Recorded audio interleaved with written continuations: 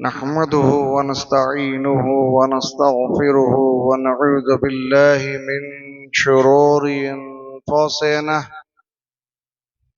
व मिन सय्यिआति अअमालिना मन यहदिहिल्लाहु फला मुदिल्ल लहु व मन युद्लिल्हु फला हादिय लहु ونشهد أن لا إله إلا الله وحده لا شريك له ونشهد أن سيدنا نبينا ومولانا محمد عبد الله ورسوله أما بعد فإن أحسن كلام كلام الله وأحسن الهدي هدي محمد صلى الله عليه وسلم وشر الأمور محدثاتها وكل محدثة بدعة وكل بدعة ضلالة وكل ضلالة في النار. قال الله سبحانه وتعالى: أعوذ بالله من الشيطان الرجيم. بسم الله الرحمن الرحيم.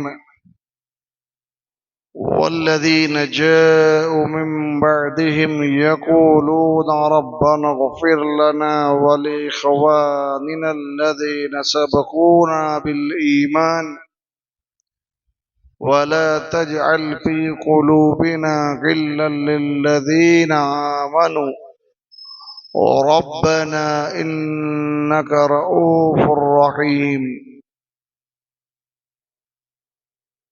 तमाम किस्म की हम्द व सना और तमाम की तमाम बड़ाइयाँ व हर तरह की इबादतें उस अल्लाह के लिए जो हम सब का खालिक व मालिक और हमारा हाकिम है। अल्लाह रब्बुल आलमीन अहकमुल हाकिमीन की बेशुमार दरूद और सलाम, रहमतें, बरकतें अल्लाह के तमाम बरगुजीदा बंदों पर बिलखुसूस हम करोड़ हा करोड़ दरूद और सलाम का नजराना पेश करते हैं। सरवरे कायनात सय्यद वुल्द आदम रहमतल लिल आलमीन मुहम्मदनिल अमीन व अला आलिही व अस्हाबिही अजमईन व बाद। हजरात गिरामी कद्र, हमारा दर्स का जो सिलसिला है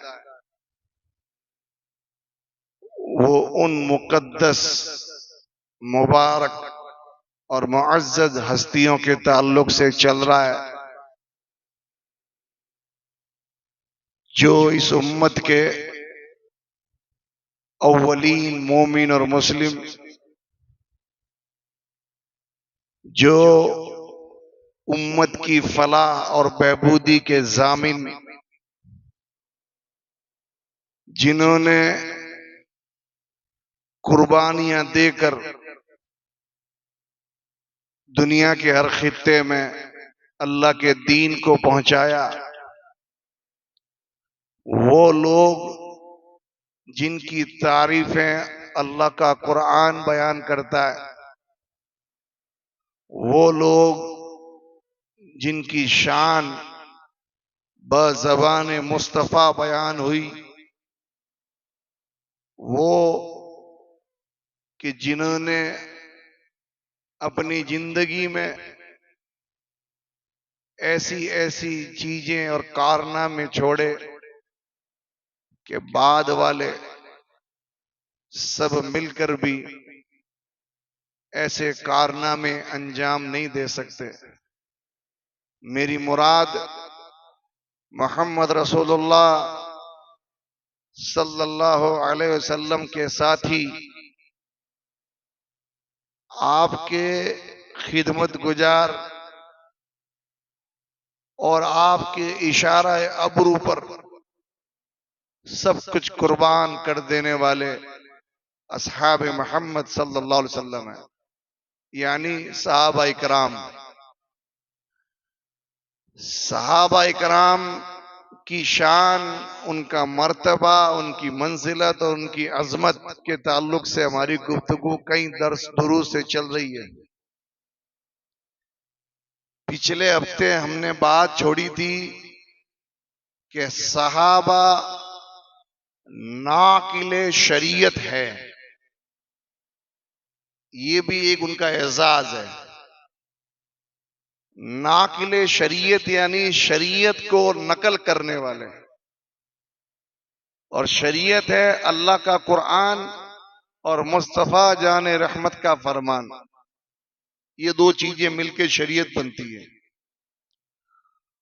कुरान को भी और हदीस को भी हम तक पहुंचाने वाले सहाबा,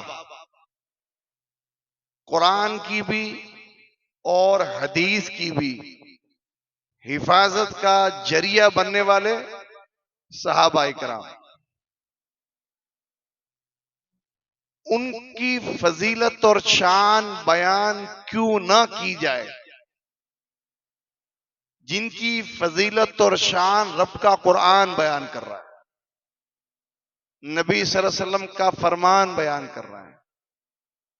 एक तो ये क्यों बयान कर रहा है। दूसरा ये कि जब पूरी दुनिया में उनकी जाते अकदस पर हमले हो, उनकी शान में गुस्ताखियां हो, उनके बारे में मुसलमानों के दिलो दिमाग में डाउट, शक और शुबहात पैदा करने की कोशिश हो, ऐसे में हम गुलामान सहाबा पर यह फर्ज हो जाता है कि हम सहाबा का दिफा करें, उनकी हकीकी शान लोगों के सामने बयान करें। ये मुहर्रम चल रहा है। हमेशा मैं कहता हूं, पूरी दुनिया के अंदर आज लोग शीयत और उसके अइम्मा को सिंपैथी देते हुए उनके साथ हमदर्दियां रखते हैं। उमूमी तौर पर पूरी जिंदगी एक शिया बच्चा और खुसूसी तौर पर मुहर्रम के इन 10 अय्याम में मोहम्मद रसूलुल्लाह सल्लल्लाहु अलैहि वसल्लम के साथियों की तौहीन करता है। अब तो सोशल मीडिया का जमाना है, कोई बात ढकी छुपी नहीं रहती। आप देख लें कि इन मुहर्रम के अय्याम में खास तौर से ये शिया राफदी किस तरीके से मोहम्मद सल्लल्लाहु अलैहि वसल्लम के साथियों की तौहीन करते हैं, उनका मजाक बनाते हैं और उन पर लानतें भेजते हैं। ऐसे में क्या मेरी और आपकी जिम्मेदारी नहीं बनती कि हम लोग उन मुकद्दस तरीन लोगों का बचाव करें, रब के कुरान से और मुस्तफा सल्लल्लाहु अलैहि वसल्लम के फरमान से? नहीं करें? जिम्मेदारी नहीं है? बस यही गर्ज है। सहाबा इकराम ने हम तक कुरान पहुंचाया, हदीस पहुंचाई। अब अगर उनके बारे में हमारा दिल गंदा हो जाए तो शरीयत पे डाउट खड़ा होगा कि नहीं होगा? होगा कि नहीं होगा? शरीयत तो कहती है कि बाद वाले, जैसे पिछले हफ्ते हदीस बताई थी मैंने आपको, बाद वाले कुछ भी कर ले, सहाबा की बराबरी कोई नहीं कर सकता। उन जैसा कोई मां अब जनेगी नहीं कयामत तक, वो ऐसे लोग थे। शरीयत हमें यह बताती है। रसूलुल्लाह सल्लल्लाहु अलैहि वसल्लम ने तो ओहद पहाड़ की मिसाल दी थी। और सहाबा कहते हैं कि सहाबा का एक घड़ी अल्लाह के रसूल के साथ गुजारना तुम्हारी उम्र भर की मेहनतों से ज्यादा अफजल है, भले ही तुम्हें कौमे नूह की उम्र मिल जाए। पूरी जिंदगी इबादत करते रहे और सहाबा का एक मिनट के लिए रसूलुल्लाह के साथ गुजारना बराबर नहीं। ये हैं वो लोग। अलग अलग हदीसों में मजमुई तौर पर, एक दो नहीं, जिन जिन लोगों ने मोहम्मद मुस्तफा को अपनी आंखों से देखा, ईमान लाए और मरते दम तक ईमान पे कायम रहे, उनकी मजमुई तौर पर शान अल्लाह रसूल ने बयान कर दी। भले उनमें तबके जैसे अफजलुल बशर बाद अंबिया कौन है, कि नबियों के बाद इंसानों में सबसे ऊंचा मकाम किसका है?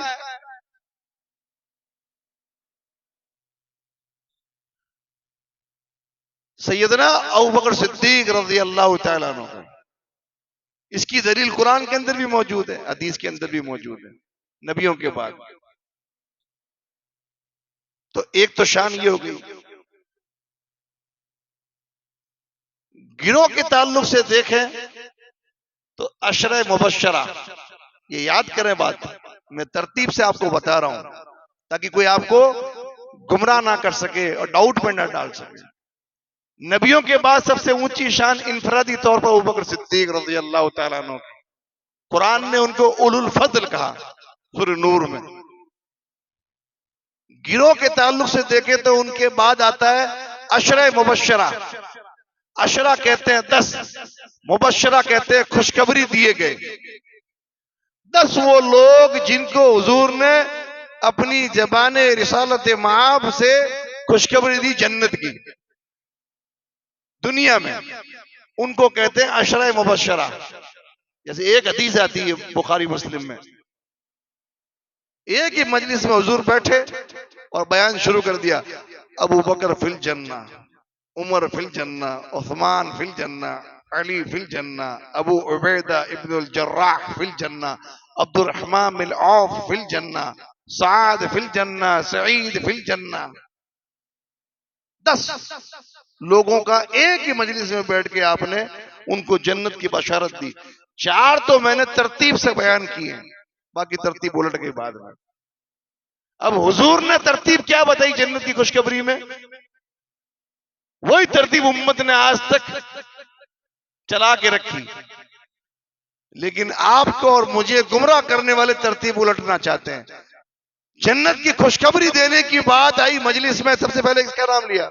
अबू बकर, फिर उमर, फिर उस्मान, फिर अली।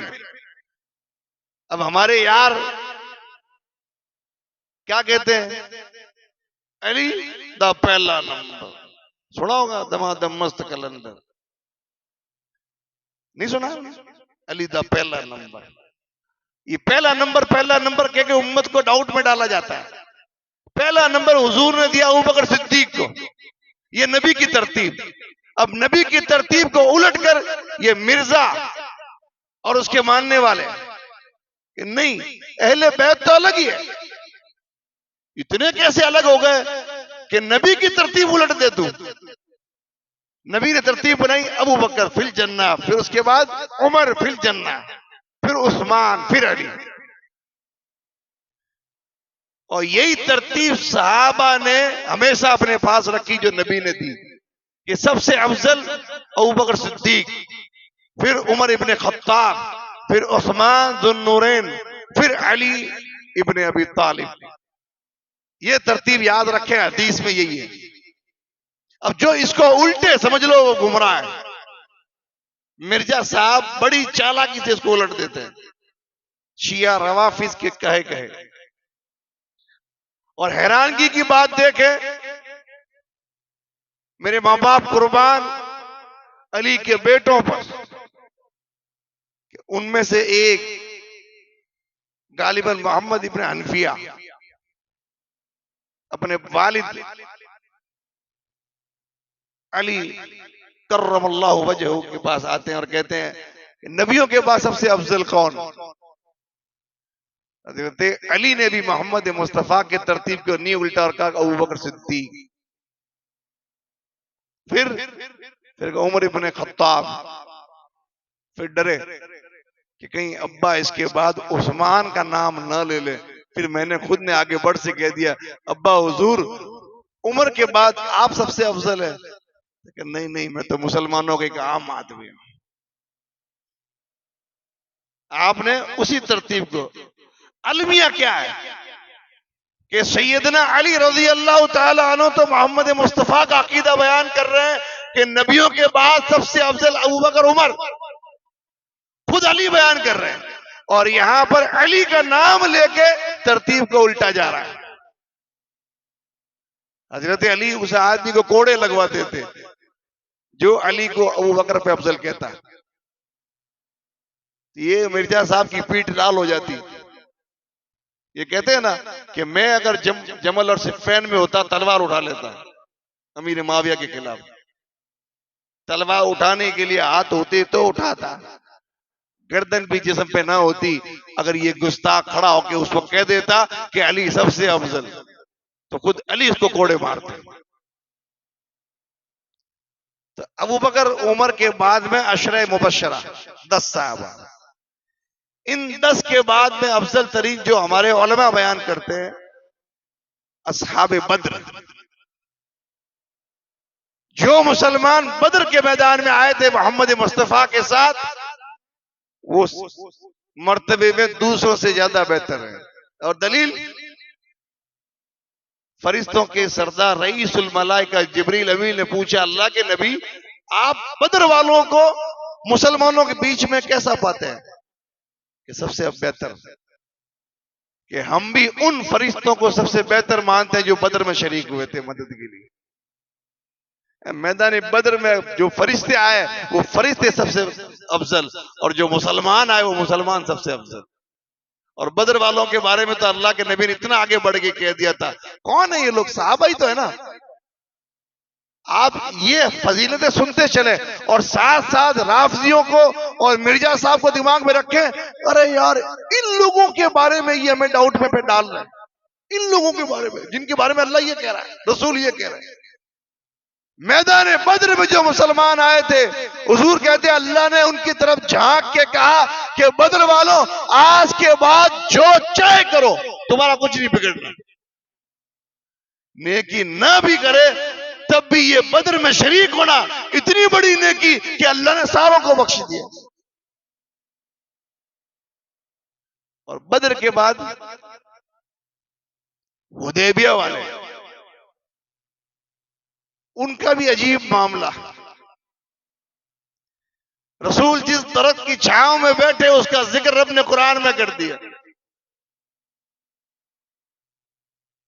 उस्मान के शहादत की झूठी अफवाह पर मुसलमानों ने सर धड़ की बाजी लगाने का इरादा कर लिया कि जब तक उस्मान के कत्ल का बदला ना ले ले घर नहीं जाएंगे। और हुजूर को भी इतना गुस्सा आया कि एक दरख्त के नीचे बैठ के हाथ खड़ा कर दिया, ये उस्मान का हाथ। और मुसलमानों ने मौत पर बैत की, या मरना या मारना, उस्मान का बदला लेना है।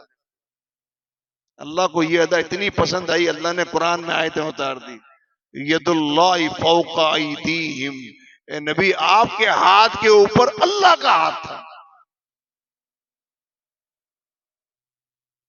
और सबको अल्लाह ने बख्श दिया।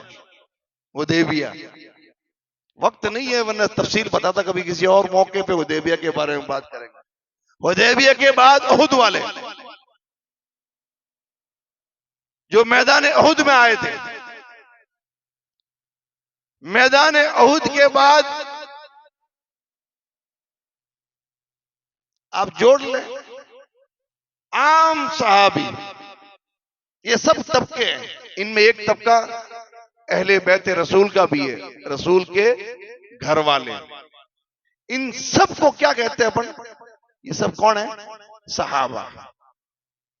साहबा, इनमें से एक को भी बाहर नहीं निकाला। अभी तक जो 2-4 दर्स हुए हैं, उन दुरूस में साहबा की फजीलत और शान के बारे में जो दलाइल कुरान और हदीस से जो बयान किए ना, वो सारे सहाबा के बारे में थे, एक भी उससे बाहर नहीं कि नहीं ये खाली अशरा मुबशरा के बारे में, या बद्र वालों के बारे में, या हुदैबिया वालों के बारे में, या उहद वाले के बारे में, या अहले बैत के बारे में, या अबू बकर के बारे में, या अमीर मुआविया के बारे में। नहीं, वो सब के बारे में,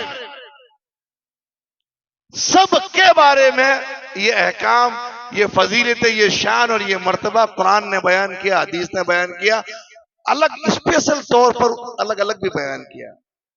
हमने अभी तक जो चीजें बयान की है वो सब के बारे में बयान की, उनमें से एक भी अलग नहीं। मसलन आप देखें, अल्लाह के रसूल सल्लल्लाहु अलैहि वसल्लम फरमाते हैं, अन-नुजूम अमनतुल लिस-समा, ये सितारे ये आसमान की हिफाजत का जरिया है। फ़इज़ा ज़हबतिन नुजूम अतस्समाउ मा तुअद, जब ये सितारे झड़ जाएंगे तो आसमान के साथ वो हो जाएगा जिसका वादा किया गया है। क्या होगा? सितारे जब झड़ जाएंगे तो क्या होगा? इजस्समाउ कुशितत, आसमान की खाल खींच ली जाएगी, यानी क़यामत आ जाएगी। ये सितारे आसमान की हिफाजत का जरिया है। जब सितारे झड़ गए, आसमान रेजा रेजा हो जाएगा, बिखर जाएगा, इसकी खाल उधेड़ दी जाएगी और क़यामत आ जाएगी। सितारे जरिया है आसमान की हिफाजत का। कुर्बान जाए अल्लाह के नबी के कलाम पर, आप फरमाते व अना अमनतुल अस्हाबी, और मैं मेरे सहाबा की हिफाजत का जरिया हूं। फ़इज़ा ज़हबतु, जब मैं चला जाऊंगा, अता अस्हाबी मा तुअदून, तो मेरे सहाबा पर वो चीज आ जाएगी जिनका उनसे वादा किया गया। कितनी जबरदस्त मिसाल है, और हम अपनी आंखों से देखते हैं। मोहम्मद मुस्तफा जब तक दुनिया में थे, किसी की मजाल नहीं थी कि असहाब मोहम्मद पर कोई जबान भी खोल सके। खोली किसी ने?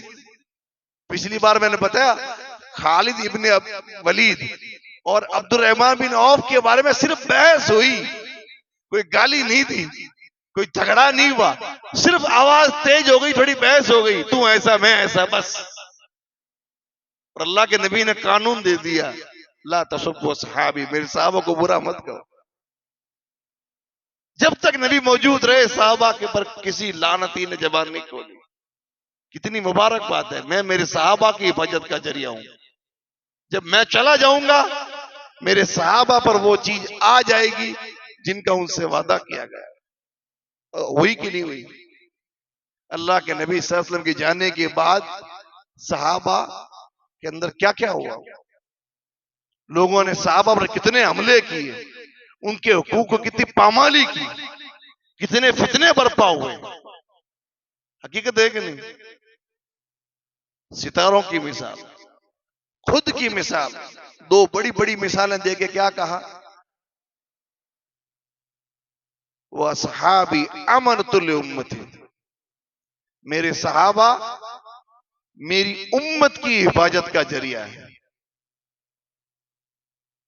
कितनी मुबारक है। इन लोगों के बारे में आपका दिमाग खराब करते हैं लोग, और आप मजे से उनकी बातें सुनते हैं।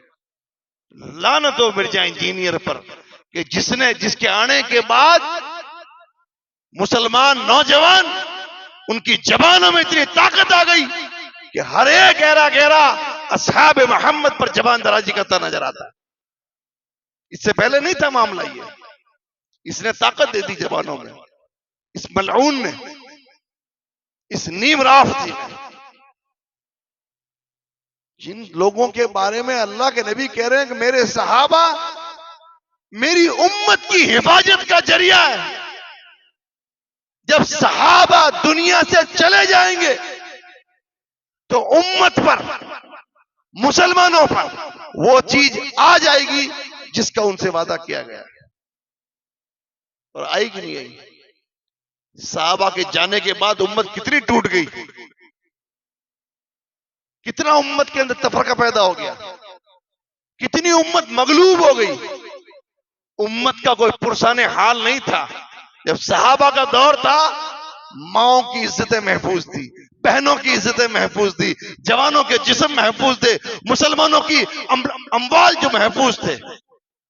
कोई जालिम मुसलमान की तरफ आंख उठा के नहीं देख पाता था। लेकिन साहबा के जाने के बाद मुस्लिम उम्मत गैरों के लिए लुकमा तर बन गई। हर एक गहरा गहरा मुसलमानों को आंख दिखाते नजर आता है कि नहीं? हकीकत ये, जो लोग पूरी उम्मत की हिफाजत का जरिया हो, उन पर जबानें खोलते हैं लोग। एक हदीस में तो इतनी मुबारक बात कही गई कि जब काफिर और मुसलमानों के बीच में जंगें होती तो उधर से कोई आवाज आती कि तुम्हारी फौज में मुसलमानों कोई ऐसा है जिसने मोहम्मद रसूलुल्लाह को देखा? कहां है? अल्लाह की कसम, सिर्फ इसकी बरकत से मुसलमान जंग जीत जाते हैं। जंग होती, लोग पूछते क्या तुम्हारे फौज में कोई ऐसा है जिसने सहाबा को देखा? ताबईन है कोई? कहां है? उसकी बरकत से मुसलमान जंग जीत जाते हैं। जंग होती, पूछने वाला पूछता तुम्हारी फौज में कोई ऐसा है जिसने ताबईन को देखा, सहाबा के शागिर्दों को? कहां है? मुसलमान जंग जीत जाते हैं। हदीस है ये। जिनकी मौजूदगी जंग में फतेह का जरिया हो, वो कम होंगे, वो आम आदमी होंगे। ये हदीस रसूल है। इन लोगों के बारे में आपका दिमाग गंदा किया जाता है। कानून है, कानून। और किस अंदाज में? हजरत उमर इब्ने खत्ताब कहते हैं कि एक मौके पर खड़े हुए खुतबे के लिए और कहा कि मैं खड़ा हुआ हूं इस मकाम पर खुतबा देने के लिए, मकाम जाबिया। इसी मकाम पर मेरे नबी मोहम्मद मुस्तफा खड़े हुए थे खुतबा देने के लिए, और हुजूर ने फरमाया इसी जगह पर जहां मैं खड़ा हूं, आपने फरमाया इहफज़ूनी फी अस्हाबी सुम्मल लजीन यलूनहुम सुम्मल लजीन यलूनहुम। इससे बड़ी क्या बात है? उमर कहते हैं मेरे नबी ने फरमाया कि मुसलमानों, मेरे वास्ते, मेरे नबी ने खुद का वास्ता दिया, खुद का वास्ता, मेरे वास्ते मेरे सहाबा का लिहाज रखना। इससे बड़ा कोई वास्ता हो सकता है? नबी अपना वास्ता देके कह रहे हैं कि सहाबा का ध्यान रखना। क्या मतलब इसका? उनको गलत सलत मत बोलना, उनके बारे में जबान गंदी मत करना, उनका बुरा जिक्र मत करना, उनसे मत लड़ना, उनके हुकूक मत मारना। यही मतलब हुआ ना, मेरे खातिर सहाबा का लिहाज रखना। एक रिवायत में अक्रिमू अस्हाबी, मेरे सहाबा की इज्जत करना। और ये मलऊन गधा मिर्जा मोहम्मद अली इंजीनियर, क्लिप सुने उसके जाके आप, किस तरह से गंदी जबान करता है। मामू पार्टी कहता है मुसलमानों को। सुना नहीं सुना आपने कि मामू पार्टी? ये मामू पार्टी वाले हैं। अमीर मुआविया के बारे में कितना गंदा बोलता है वो, मुगीरा बिन शोबा के बारे में, अमीर मुआविया के बारे में। और इशारे इशारे में कई मौकों पर उसने सिद्दीक अकबर की शान पे भी हमले किए हैं। हमारे पास दलील है। मामू पार्टी का मतलब क्या पता है? अजीत अमीर मुआविया रज़ी अल्लाह तआला अन्हु उम्मे हबीबा के भाई हैं, और उम्मे हबीबा रज़ी अल्लाह तआला अन्हा हुजूर की जोजा है और हमारी माँ है। अन्नबी औला बिल मुमिनीन अनफुसहुम व अज़वाजुहु उम्महातुहुम औ कमा क़ाल अल्लाह। नबी की बीवी मुसलमानों की माए, उम्मे हबीबा हुजूर की जोजा हमारी माँ, और माँ का भाई। ये कोई ताना है? ये तो इज्जत की बात है ना, ताना है। इसको वो मलऊन ताने के तौर पे इस्तेमाल करता है। हिस्ट्री और तारीख को बुनियाद बनाकर साहबा की जंगों का तस्करा करके, साहबा की के आपसी इख्तिलाफ का तस्करा करके आपको दो पार्टी के अंदर बांटना चाहता है। आप अहले बैत के साथ हैं या इन लोगों के साथ हैं। तौबा तौबा। एक तरफ कहता है कि मेरा कोई फिरका नहीं, दूसरी तरफ उम्मत को दो गिरोह के अंदर बांट रहा है। किसके साथ है आप? हम कहते हैं हम हर उस आदमी, हर उस औरत के साथ है जिसने हुजूर को अपनी आंखों से देखा मुसलमान होकर। हम तमाम साहबा के साथ हैं, हम किसी को गलत नहीं कहते। क्यों? क्योंकि अल्लाह के नबी सल्लल्लाहु अलैहि वसल्लम की हदीस, ये एक हदीस काफी है मिर्जा से अपने आप को रोकने के लिए, उस मलऊन पर लानत भेजने के लिए, उसके दुरूस बंद करने के लिए। ये एक हदीस काफी है अगर ईमान हो रसूलुल्लाह पर। तबरानी की रिवायत है, अल्लाह के नबी फरमाते हैं ये दो धारी तलवार है, आपने कभी भी उसके मुंह से नहीं सुनी होगी, ना सुनेंगे। चैलेंज है ये। अगर मोमिन है इसी हदीस पे फैसला हो जाएगा। ये दो धारी तलवार दे रहा हूं आपको, लेके जाएं आप, हर उस मलऊन की गर्दन पे रख दें जो किसी एक साहबी के बारे में भी गंदी बात कर रहा हो। भले ही हमारे शहर का धोतीदारी जो घूम रहा है ये हो या इसका कोई भी साथी, ये एक हदीस लाके उसकी गर्दन पे रखते हैं आप, ये तलवार काट देगी उसको। अल्लाह के नबी फरमाते हैं इज़ा ज़ुकिरतिन नुजूम फ़अम्सिकू, जब सितारों का जिक्र आए खामोश, मत बात करो। लोग गुमराह हो गए कि तारे की वजह से ये हुआ, सितारे की वजह से ये हुआ। इल्मी नुजूम, ये राशि, ये हाथ देखना, ये सितारे, ये पूरा एक गंदा अकीदा है। जब किसी को सुनो कि ये तारों और सितारों के बारे में गुफ्तगू कर रहा है, तुम क्या हो जाओ? खामोश हो जाओ। अकीदे की बात है, अकीदा खराब हो जाएगा बात करोगे तो। दूसरी, वइदा ज़ुकिरल क़द्र फ़अम्सिकू, जब तकदीर पर कोई बातचीत कर रहा हो खामोश हो जाओ। कौन कह रहा है? नबी कह रहे हैं। क्यों? कि तकदीर के मुद्दे पर बात करते करते आदमी गुमराह हो जाता है, पता ही नहीं चलता है। सिर्फ तकदीर के मुद्दे पर फिरके बन गए इस्लाम के अंदर, एक कदरिया, एक जहमिया। कदरिया फिरका क्यों वजूद में आया? तकदीर का इनकार कर दिया। तकदीर कुछ नहीं, जो कुछ है इंसान के हाथ में, कोई पहले से नहीं लिखा हुआ। कोई कहता है तकदीर सब कुछ, तकदीर में जो लिख दिया इंसान के बस में कुछ नहीं है, जैसा तकदीर में हो जाएगा। ये दोनों फिरके गुमराह हो गए। तकदीर पर कोई बात करता हो खामोश हो जाओ, नबी का फरमान है। इन दो अकीदे को खराब कर देने वाली चीजों के साथ तीसरी बात क्या कही? वइदा ज़ुकिरा अस्हाबी फ़अम्सिकू, जब मेरे सहाबा का जिक्र आए खामोश हो जाओ।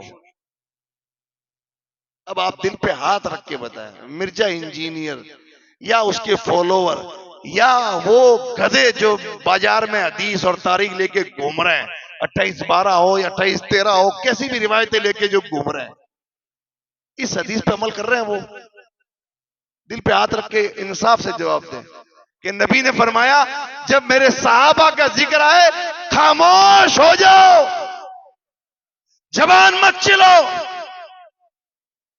होते हैं खामोश, यार लंबी लंबी जबानें चलती है उनकी। इस हदीस पर अमल है उनका? चटकारे लेते हैं, जंग जमल में ये हुआ, जंग सिफ़ैन में ये हुआ, उसने यूं कर दिया, अमीर मुआविया अली की बगावत कर दी, उसने यूं कर दिया, वो नाक पर वो हक पर। करते कि नहीं करते ऐसा? और नबी कह रहे तुम खामोश हो जाओ। खामोश होने का मतलब जिक्र शर मत करो। कुरान में जो तारीफ है वो तारीफ बयान कर दो, हदीस में जो तारीफ है वो तारीफ बयान कर दो, बाकी खामोश हो जाओ। अब जो खामोश नहीं हो और बराबर साहबा को पर वो भौंकता रहे, कुत्ते की तरह बोलता रहे, भली किसी चीज का सहारा ले, किसी भी चीज का सहारा ले, क्या वो इस हदीस पे अमल कर रहा है? तो जो इस हदीस पर अमल नहीं कर रहा है वो अच्छा कैसे हो सकता है? 2-4 तकरीर आपने सुन ली उसकी और आपने कहा बहुत अच्छा है, ये चीजें कौन बयान करेगा? क्या उसका अल्टरनेट मौजूद नहीं है?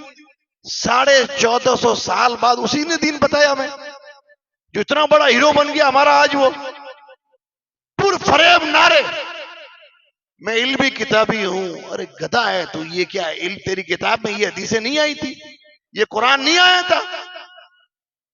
एक मिसाल, सैयदना अमीर माविया रज़ी अल्लाह तआला अन्हु की जात जो है वो सबसे ज्यादा मजलूम है। उन पर आज हमले हो रहे हैं। जो कातिब वही है, कुरान लिखने वाले, जो हुजूर के साले हैं, जो सहाबी रसूल है, इतना काफी है हमारे लिए। उन पर लोग भौंकते हैं। और अब यजीद का नाम लेके भी उन पर लोग एतराज करते हैं कि बाप ने तरबियत ऐसी दी। किसी बाप का बेटा बुरा नहीं हो सकता। कोई बुरी औलाद है तो उसकी तोहमत बाप पे आएगी। अगर ऐसा होगा तो जुल्म हो जाएगा। हजरत नूह अलैहिस्सलाम का बेटा ईमान नहीं लाया तो कोई नूह पर लान तान करेगा? डूब के मरा हजरत नूह का बेटा, तो क्या नूह की गलती थी? वो तो पाक साहब पैगंबर थे अल्लाह के, उन्होंने कमी रखी कोई?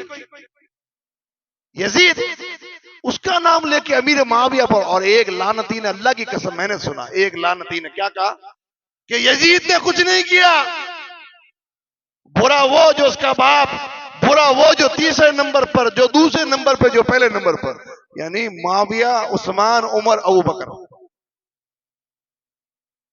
यजीद से हमारा कोई ताल्लुक नहीं है, हम जानते ही नहीं कौन है वो।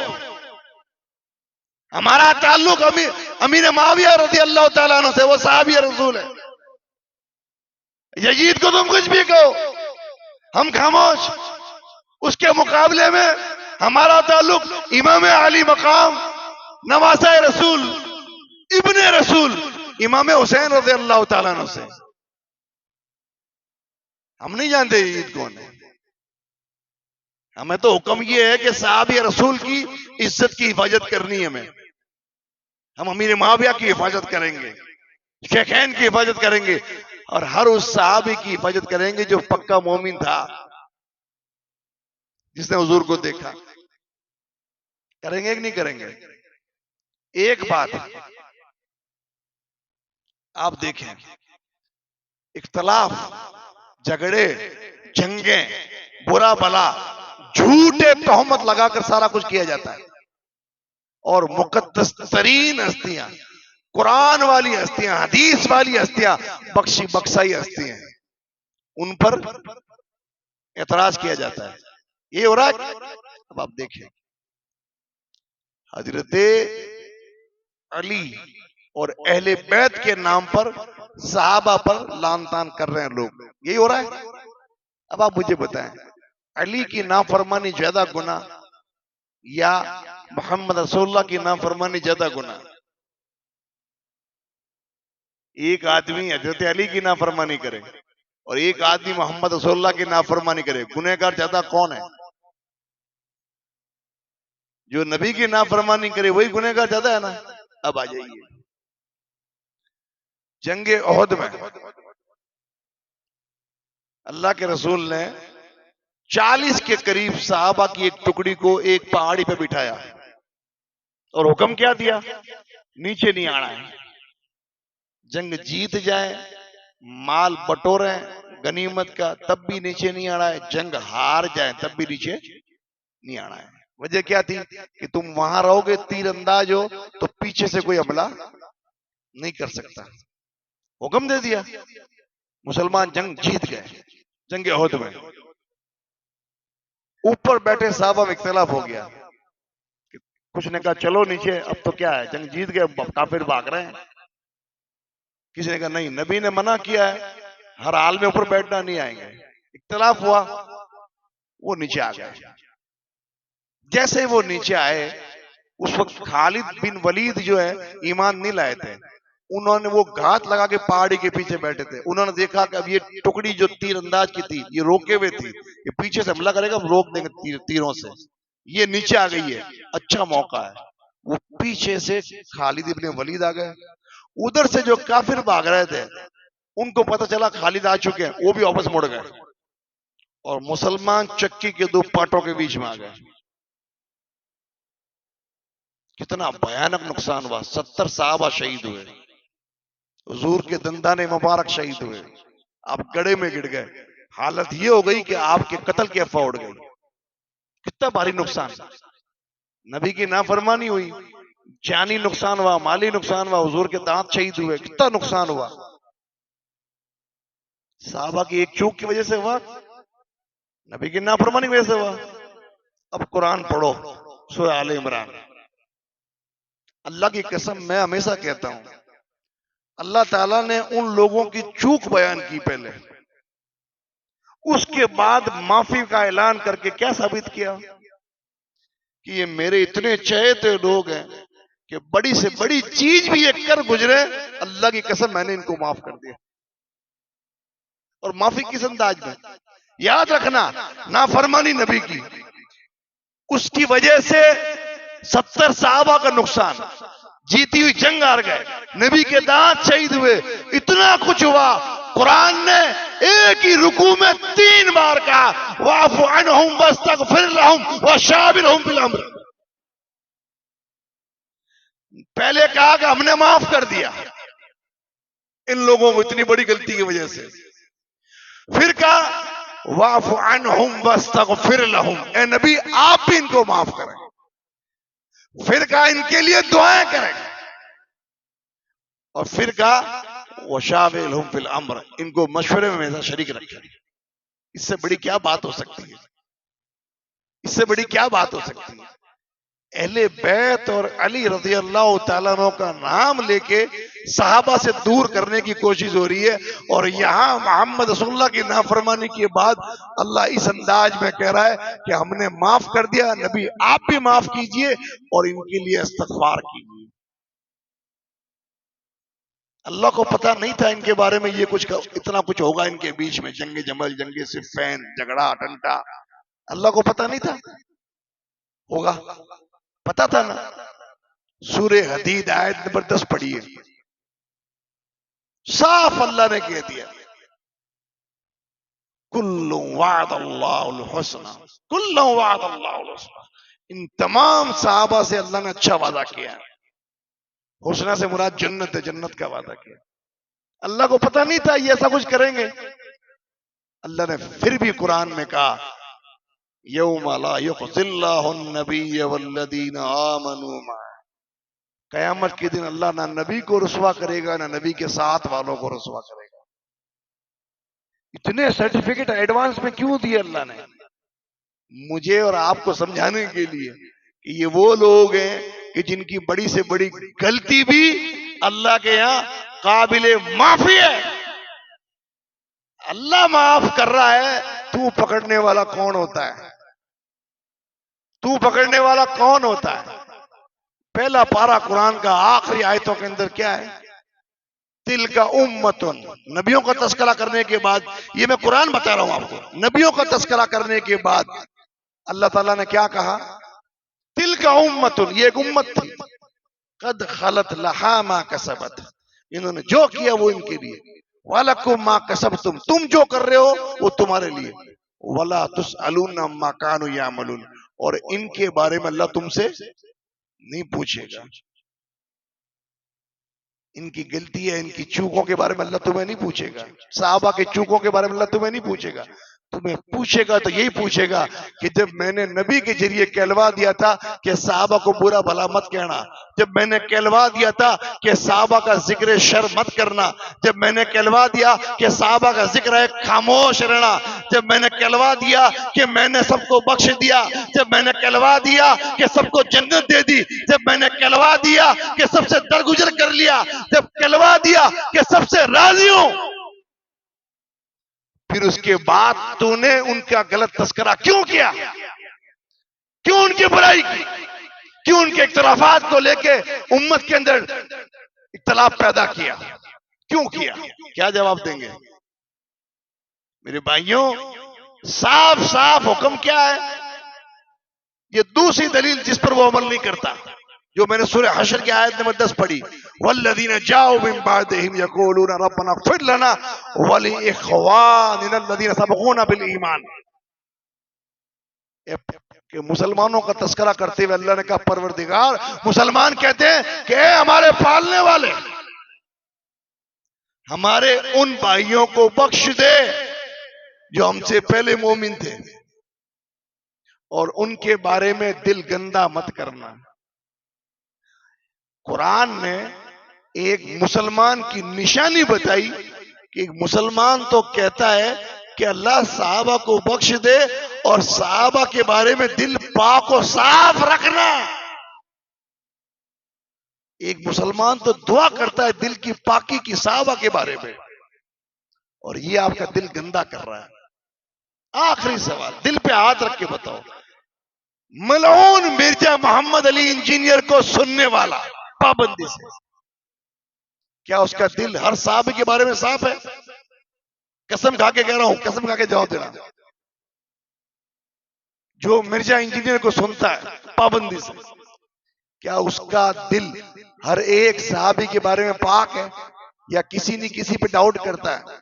यार सब ठीक है लेकिन माविया ने ये गलत किया, सब ठीक है लेकिन माविया ने अली को गालियां दिलवाई, सब ठीक है लेकिन माविया ने ये किया, मुगीरा बिन शोबा ने ये किया, उसने ये किया। कुछ न कुछ तो दिल में आता कि नहीं आता? बोलो,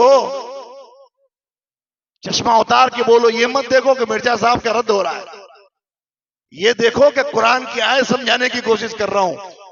कुरान कह रहा है कि मुसलमान दुआ करते हैं कि साहबा के बारे में दिल पाक और साफ हो। मिर्जा मलऊन को सुनने वाले का दिल साफ है हर एक साहबी के बारे में। कुरान कह रहा है कि उनके बारे में तुम्हें अल्लाह नहीं पूछेगा। क्या पाक और साफ है दिल? रहता है? नहीं रहता, अल्लाह की कसम नहीं रहता है। दिल में डाउट पड़ जाता है कि यार ये तो गलत है, अली को गालियां क्यों दी, जबकि ऐसी कोई दलील नहीं।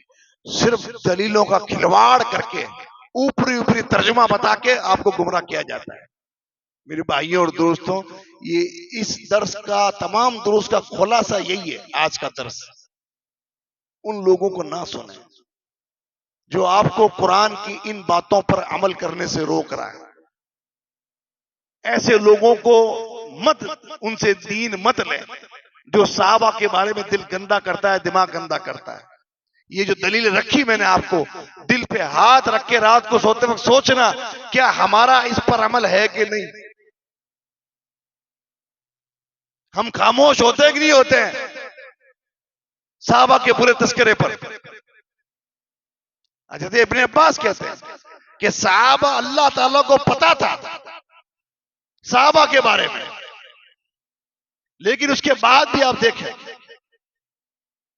अल्लाह को पता था कि साहबा आपस में किताल करेंगे, जंगे करेंगे, उसके बावजूद भी अल्लाह ने हुक्म दिया हमें उनके लिए इस्तगफार करने का। क्या चीज है ये? कुरान में एक जगह नहीं है, लौला फज़लुल्लाह, इसका मतलब होता है अगर तुम पर अल्लाह का फजल ना होता।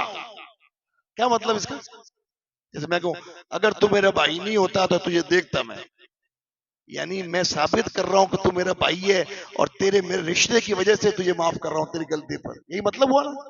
अल्लाह कह रहा लौला फज़लुल्लाह, अगर तुम पर अल्लाह का फजल ना होता तो ये होता। क्या मतलब? अल्लाह का फजल है उन पर, हमें हमारी फिक्र करनी है कि हम पर कितना फजल है। हमारी जन्नत, हमारी बख्शिश, हमारी मगफरत, हमारे ऐब, हमारी गलतियां देखनी है हमें, साहबा की गलतियां नहीं देखनी है। उनके उयूब को नहीं टटोलना है, और जो उनके उयूब को टटोले, उन पर तस्करा करे, उन पर गुफ्तगू करे, समझ लो परले दर्जे का गुमराह है और पूरे इस्लाम को डाउट में डालना चाह रहा है। अल्लाह से दुआ है अल्लाह ताला हम सब, हमारे दिलों को पाक और साफ रखे साहबा के बारे में। ये जो कुरान और सुन्नत की दलाइल है, अल्लाह इस पर अमल की तौफीक दे। अल्लाह हर उस बुरे आदमी से हमारी हिफाजत करे जो हमारा दिल गंदा कर सकता है साहबा के बारे में। और अल्लाह ताला हमारा हशर भी कयामत के दिन सहाबा, अहले बैत, अशरा मुबशरा और हर उस नेक आदमी के साथ करे, अल्लाह जिसे तू राजी है। आमीन तकब्बल या रब्बल आलमीन, वमा अलैना इल्लल बलागुल मुबीन। आज के दर्स में कोई आपके दिमाग में डाउट